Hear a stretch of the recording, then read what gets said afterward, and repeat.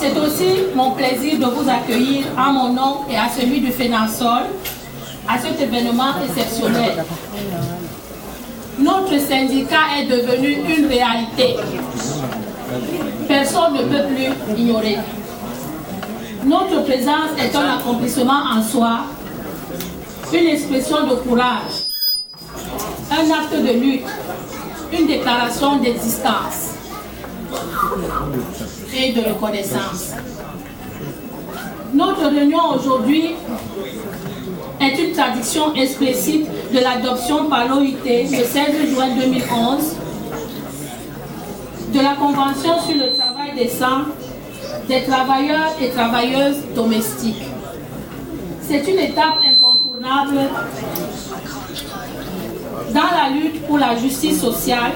Le travail décent, c'est sûrement la culmination de plusieurs décennies de campagne afin de mettre fin à l'exclusion, à l'exploitation et gagner la reconnaissance de nos droits fondamentaux.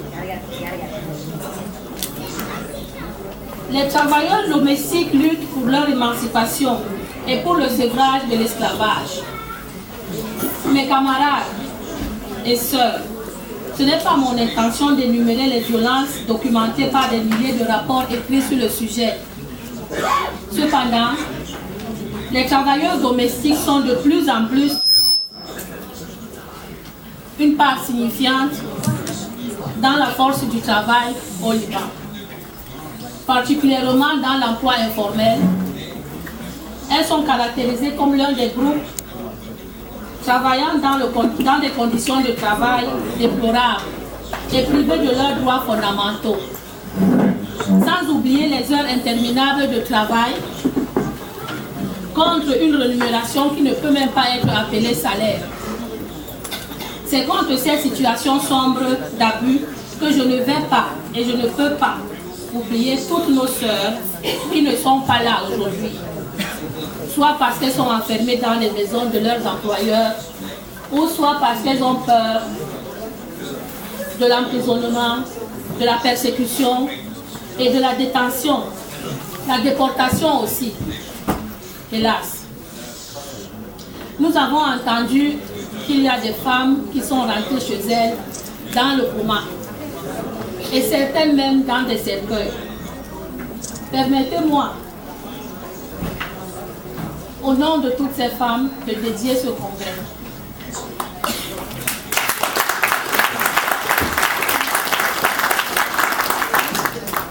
Ce qui nous unit, c'est une combinaison toxique de désespoir, né de la pauvreté et d'exploitation, et un manque de protection juridique et sociale.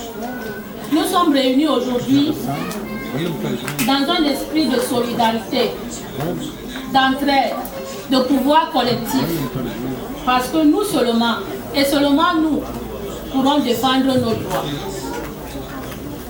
Nous restons malheureusement des travailleuses domestiques, totalement exclues, sans protection, et même nous sommes perçus comme une forme de propriété privée. Ce n'est pas seulement la majorité des employeurs, et encore pas seulement les injustices, la loi injuste, qui sont derrière notre exploitation, mais c'est aussi les agences de recrutement, coupables des abus flagrants, et certainement et premièrement le système de kafala abominable, qui ne peut être décrit que comme une forme d'esclavage moderne. Camarades et sœurs, comme l'esclavage, la loi de kafala ne peut pas être réformée. Alors, c'est à nous et à nous seulement de lutter vers son abolition totale.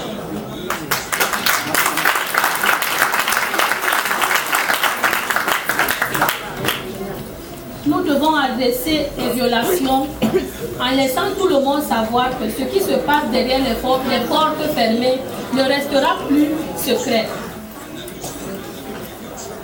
Nous voulons des relations d'emploi normales sur la base des normes internationales du travail.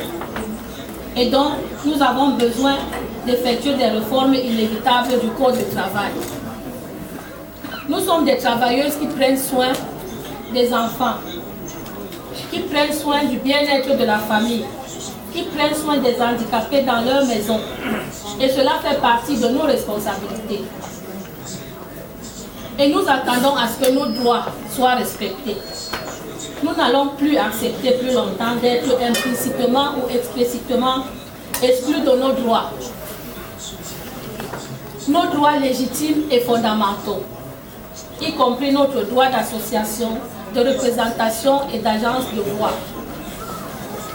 Lorsque nous avons commencé à penser à nous associer, les gens, y compris certains syndicats d'organisations internationales et aussi des ONG, nous ont perçus comme une main-d'œuvre très exotique qui se trouve à l'ombre et à marge de l'économie. Mais maintenant, nous savons tous, en tant que travailleurs domestiques, FENASOL, notre syndicat national, le CSI, le FITD et l'OIT, que les conditions définissant le travail domestique ne sont pas différentes des conditions définissant la réalité de tous les travailleurs dans ce pays.